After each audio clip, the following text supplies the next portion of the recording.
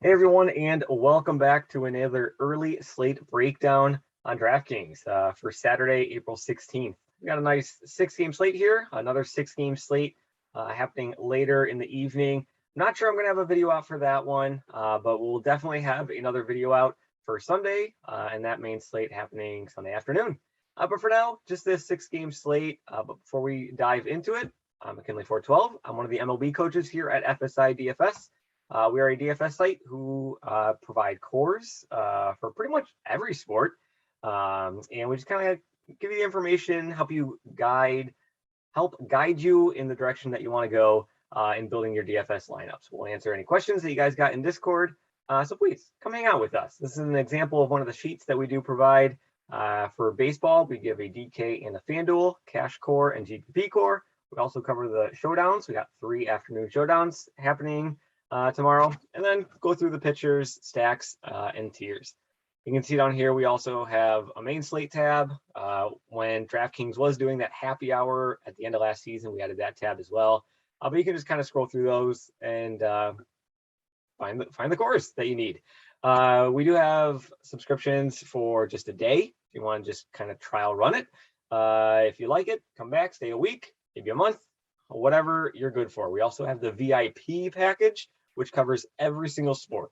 You get access to every single room, and it's pretty affordable, and all things considered. So please, I'd encourage you, come check us out.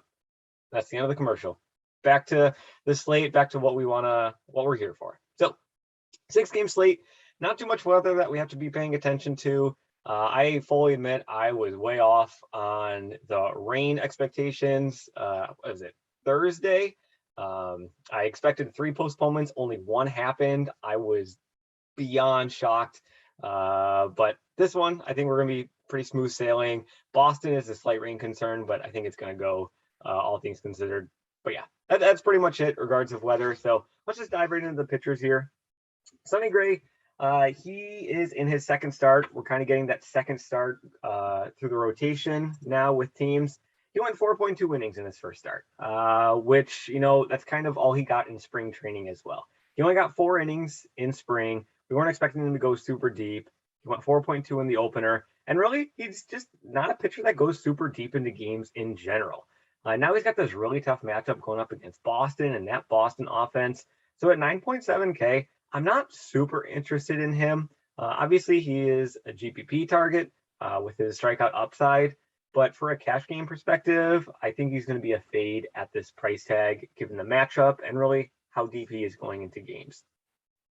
Zach Gallen, this is his first start. His original first start got pushed back. He got a little cut on his thumb. So they wanted that to heal up before giving him a start in the regular season. But in spring training, the most he ever pitched in a spring training start was 36 pitches. So I'm not 100% sure how far into the game he's going to go. So pitch count combined with a 9.3 salary tag, it is a little concerning going up against the Mets. Gallen, though, when he is fully stretched out, when he is going, he had a 27% strikeout rate last season. So he's got good numbers. He's got good strikeout upside. But again, I'm just really worried about how deep he's going to be allowed to go into this game. If 36 pitches was the most that he ever went during spring training, and this is his first start. I'd much rather go to guys that, they're in their second start. They're going at least 1 inning farther than the guys were in their first start. Ian Anderson for the Braves. What a disaster of a first start that he had against Cincinnati. You can kind of see the numbers right here. It was ugly, ugly, ugly. I think I read down here in the analysis. Yeah, essentially half of his pitches were just balls. He wants to forget it. However, I think he does make a very interesting GPP play. Going up against San Diego, that is a solid offense there, but man, they have been up and down, much like Atlanta has been. But San Diego in their past 5 games, not including the Friday night game, because I'm recording this a little bit before that happened, but they scored 10, 4, 2, 1, and 12. So they are just on the extremes. When they're cooking, they're going. But when they're struggling, they are really struggling. So we know from years past that Anderson, he does have the stuff to get it done. So it wouldn't surprise me if he goes out, just kind of wipes his hands clean of that first start, has a pretty decent second start here. So Anderson, I do not mind him as a nice GPP play at 8.9K. There's not a whole lot of guys here on the slate that I'm like super confident in for cash plays. Nobody that I'm like absolutely lock him in. But there's definitely some guys that are kind of sticking up above the rest. Ryu for Toronto, I've mentioned in years past through these videos, Ryu is just kind of like that boom or bust kind of pitcher. He either does really well or he really struggles. And in his first start against Texas, he really struggled. He got Oakland now, and Oakland, they've had this amazing start. They're throwing everybody for a surprise. Their offense has really been clicking. It's been incredible. But we also kind of have to remember we're only a week into the season. This team expected, preseason expectations for Oakland was that they're one of the worst teams, if not the worst team in their division. They're just a poor team overall. So maybe, things start regressing back to the mean. Oakland, their bats slow down. Ryu has a nice bounce back game, has one of his boom games I was talking about with his boom or bust potential. At 8.5K, I don't mind that at all. For, again, another GPP. There's a lot of GPP targets here. Tanner Houck for Boston. I think he's one of the most interesting plays on this entire slate. And here's why. So he had a really rough start earlier. Yeah, first start of the season here. But last season, he's got the upside. Last season, he had a 30% strikeout rate in 69 innings pitched in 2021. Minnesota, on the other hand, the teams he's facing, they currently on the season are striking out at a 30.4% clip against right-handed pitching, which is Houck. And they're also hitting only 172 against them. They have the highest strikeout rate in the entire league and the second worst batting average in the entire league against righties so far this season. I understand small sample size, but still, after a week of, constantly facing righties, things are starting to crop up. The Minnesota could also be without Buxton. We want to make sure that we're paying attention to him. He did injure his leg sliding into second base on Friday, so he might not even be in the lineup. So outside of Buxton, the lineup definitely gets quite a bit reduced. So I do have a lot of interest in how he, from a cash game perspective, I think he might have the most interest from me at this point in time the night before. Carrasco, he is much like Ryu. He's bigger boom or bust. He had a big boom game in his first start. Now he gets Arizona. And I kind of like this spot for him. Arizona really been struggling on offense to start the season. Only had 3 hits on Friday. On the season, they're only averaging 2.7 runs per game. And for a guy that relies on, the big swings of, he's doing great or he's just doing terrible, facing these, I don't want to say cupcake teams. They're still major leaguers. These guys are incredible. But Carrasco in a favorable matchup, I think this could be a nice boom game for him. Corey Kluber, I guess I'm going through all these pitchers. I wasn't expecting to, but I guess we're just doing it anyways. Corey Kluber going up against the Chicago White Sox as a right-handed pitcher. Chicago is a team that I always talk about. They mash left-handed pitching, but they do struggle a little bit against right-handed pitching. Kluber, one kind of issue with him is his control. He can sometimes go a little out of control and walk quite a few guys. But Chicago, they don't really get to that walk point. The White Sox, they are like, let's swing. Let's not even get 4 or 5 pitches deep into the count. They're just going to be swinging the ball. So I think that's advantage towards Kluber a little bit. In terms of DFS, like he's not going to be walking as many guys. Maybe I'm reading too much into that, but Chicago, they love to swing the bat. And you can kind of see in his first start, he got 87 pitches, so he's fully stretched out. No concern about him being pulled after like 3 or 4 innings. Obviously, if he does struggle, he's probably going to get pulled. But still, he can go pretty deep into the game, all things considered, if he can get there. Kopech for Chicago White Sox, he got a serious salary boost. He was only 5.6K in his first start. We were really high on him just because his strikeout upside is amazing. Massive K upside. He was in like the mid-30 strikeout percentage in the minors. Had a phenomenal spring training. The bump in level did not matter to him. So he had a pretty decent start against Detroit, all things considered. Only 2 hits allowed in 4 innings pitched. I think that's a pretty good start, all things considered. So he'll get a little bit longer of a leash going up against Tampa Bay. We'll see how it goes. Tampa Bay is kind of a middle of the pack team so far in terms of strikeouts, which is kind of Kopech's bread and butter. Martinez, solid first game for him. 5 innings pitched, 5 hits against, 1 earned run. However, if you look at the first 3 innings of his game, in the first inning, second inning, and third inning, he had 2 runners on board with 1 or fewer outs. Not ideal. Lucky for him, he was able to escape the jam in all 3 of those innings and kind of continue on with a nice rest of his start. But still, he can get blown up a little bit. This is his first season since 2017. He's kind of back. So, yeah, I wouldn't look too much into that first start. I'd be pretty hesitant about playing him. Blackburn, another cheap guy that just defied expectations and had an incredible start. He was the starting pitcher in that 13-2 game against Tampa Bay, which made no sense, and it still doesn't make any sense. But you got to remember, Blackburn, he is a career ERA 5.54, a 14% strikeout rate. He's not going to be striking out Toronto 7 times here on Saturday. So I think Toronto is a very intriguing GPP play. Because maybe you get the casuals looking at the game logs and being like, oh, Blackburn, he's good. No, he's not a good pitcher. Toronto, I know they had 2 games recently where they got shut out, but I'm very high on Toronto, and I'm sure Vegas is as well. Bubic for Kansas City. I think this is a very intriguing play as well in terms of a GPP standpoint. He got blitzed in his first start.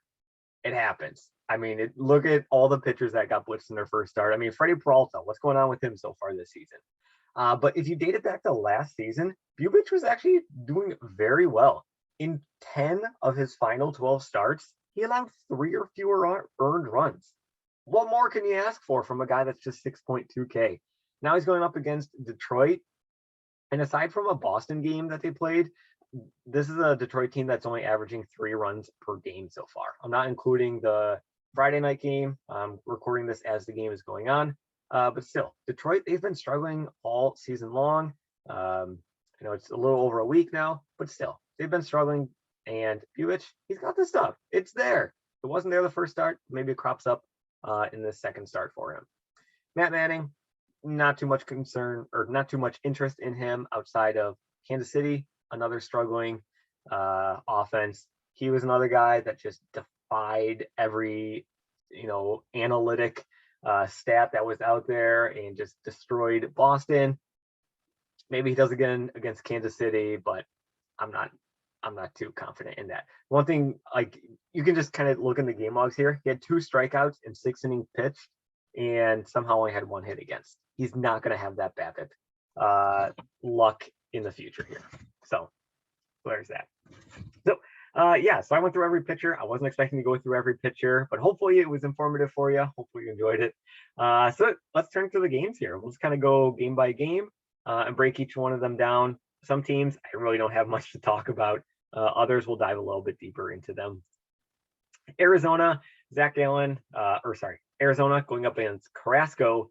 It's just a GPP play at this point. I've mentioned their offensive woes. They're a sub 3 run per game team right now, and you're just kind of hoping that Carrasco has one of his bust games and they can kind of go off. That's pretty much all you're hoping for from Arizona. The Mets, on the other hand, Gallen. I don't know how deep into the game Gallen's going to go. And if he gets taken out early, if he only goes 3, maybe even 4 innings, they're going to see a lot of that Arizona bullpen. Arizona bullpen that is bottom 3 currently in the league in terms of strikeout percentage or in terms of batting average against. Just a lot of ugliness in that Arizona bullpen. So New York Mets, if they can get rid of Gallen early, I mean, they're a phenomenal play, in my opinion. So Jeff McNeil, he's kind of the first guy that stood out just from a salary standpoint, 2.9K, and he's had a pretty good season so far. Possibility in that lefty-righty matchup that he is leading off in the lineup tomorrow. Another lefty in that lineup, Francisco Lindor. He's been mashing the ball. He just had a home run on Friday afternoon.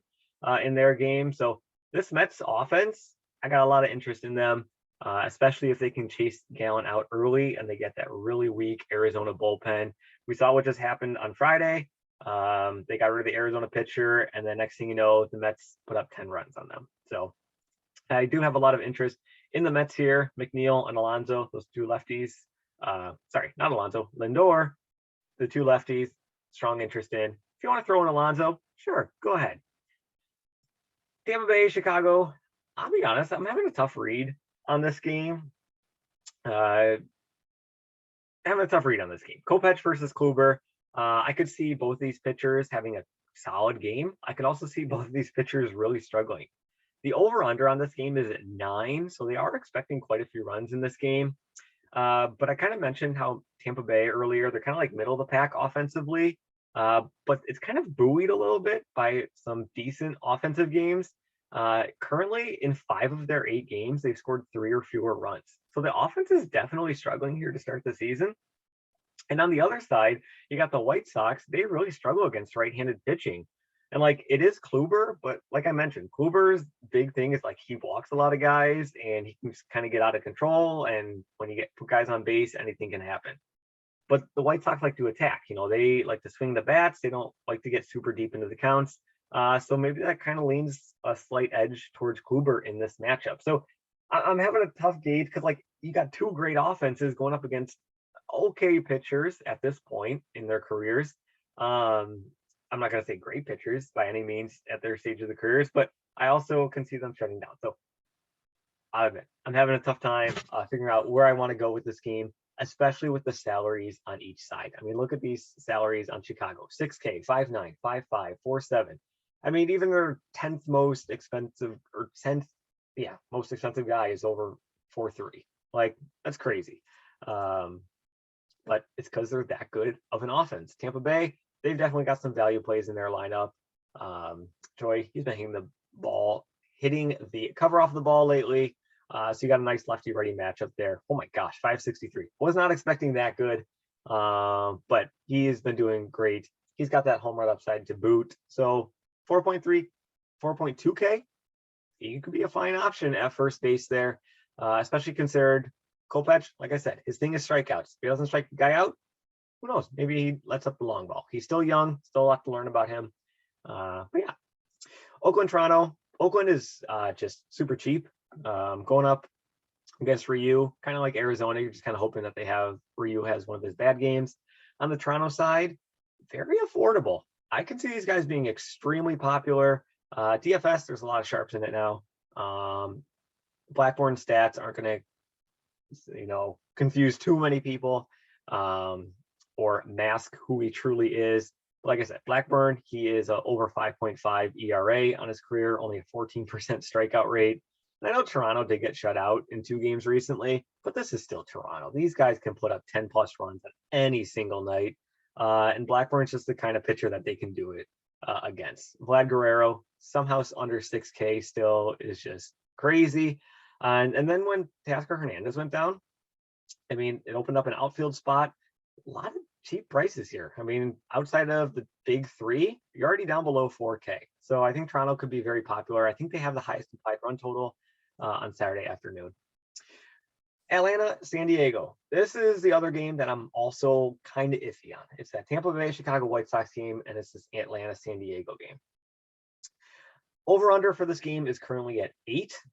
So I think this is the lowest total of all 6 games. So Vegas isn't expecting too many runs. In terms of the Atlanta side, it's which Atlanta shows up. I don't know if we can trust Atlanta right now at this point in time.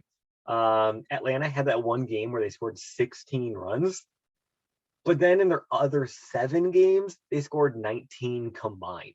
So almost the same amount. Like, these guys, outside of that one game where they scored 16, they're averaging less than 3 runs a game.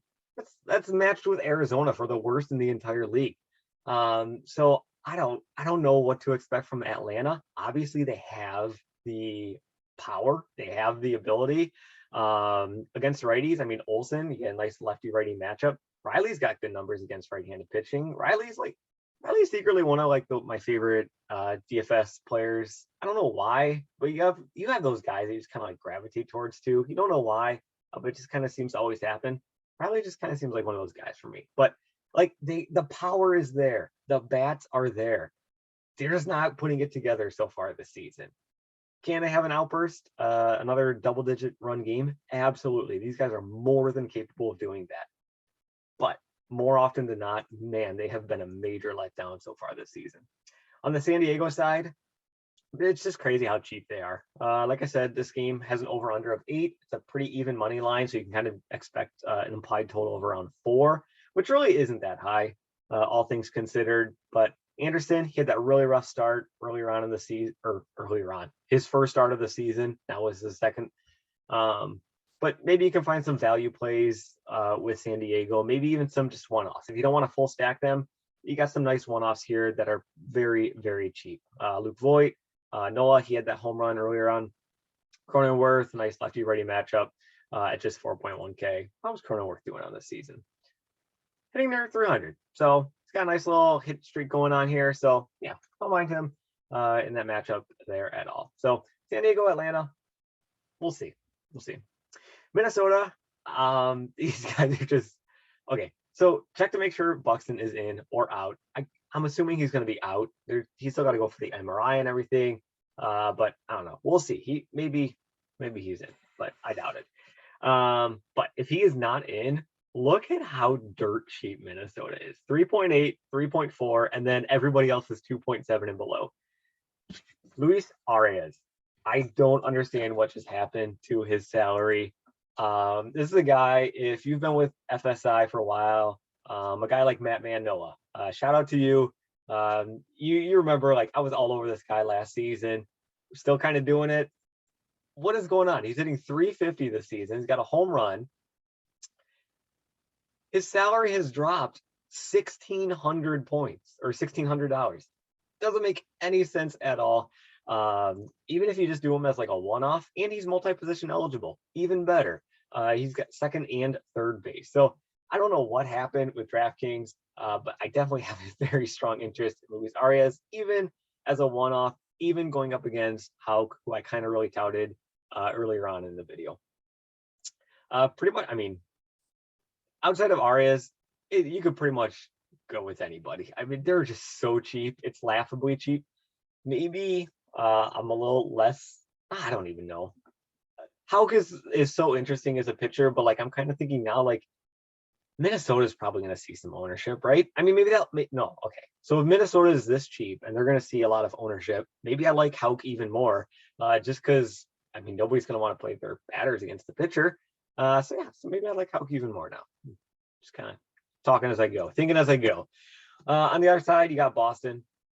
These guys, I think they got the highest implied run total on the entire slate, even going up against Gray. Arguably in a vacuum, the best pitcher on the slate, but this Boston offense is just loaded, and they have been hitting the ball pretty well. Verdugo at just 3.8K. He's very good. Lefty-righty matchup. That's kind of what I'm implying there. Lefty-righty matchup. Devers, he is having a phenomenal start to the season, 5.6K. DraftKings, you got to update. He just looks like a little kid, right? Looks like a little kid. Got to update his picture. And who's your guy I want to talk about? JD Martinez, he's having a nice start to the season. Kike Hernandez, after our disastrous start, he's finally putting it together here. But yeah, I mean, you can't go wrong with Boston. But again, they're going to cost you a pretty penny. But I think you can pretty much put in whoever you want, because pitchers, let's look back at the pitchers' salaries. Sonny Gray, not interested at that price tag. Zach Allen, how far is he going to go? Can't be too interested in him at that price tag. Next thing you know, you're in the 8K range below. So you can pretty much put in whoever you want from the bats. Final game, Detroit, Kansas City. I know I've been kind of talking a bit here. On the Detroit side, going up against Bubich, I'm not too interested. I kind of like this Kansas City pitcher, so not too keen on the Detroit bats here. But on the Kansas City side, you can make a case. Let me get rid of him because my third base I want to talk about is Bobby Witt Jr. Still too cheap, 2.7K. It's gone up a little bit from like the 2.3 that he was at, or 2.1. I still think he's going to be a 4K player by the end of the season. He's just so good. Probably going to be an AL Rookie of the Year candidate, if not the favorite to win the AL Rookie of the Year. And if the Kansas City offense is going, that's the way to go. Matt Manning, he is a reverse splits pitcher. So he is a right-handed pitcher. So you're looking for those right-handed bats, which is pretty much anybody in Kansas City outside of Benintendi.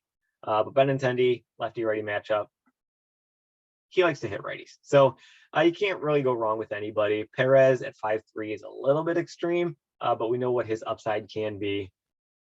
I guess Lopez isn't our lefty there, Nicky Lopez, but pretty much anybody else that you can kind of go with. And again, they're very, very affordable. So yeah, so that kind of covers everything. Just a quick recap. Pitching, with where the salaries are, I don't really have much interest in Gray going up against Boston. Gallen, I don't know how deep he's going to go. This is his first start. He only went 36 pitches in spring training. Very interested in how Ryu and Carrasco boom or bust. Bubic, I have quite interest in him. Just 6.2K. It's like a bounce back GPP spot. So yeah, so that kind of covers everything. Thank you for watching. Thank you. Truly, I really do appreciate it. That you guys take time out of your day to come and listen to me talk. So as always, good luck in your contests. Again, I don't expect to have a video out here for the main slate, but we will have another video out for the main slate on Sunday. So please come back tomorrow and check that one out. So as always, good luck in your contests, and we will see you in the next video.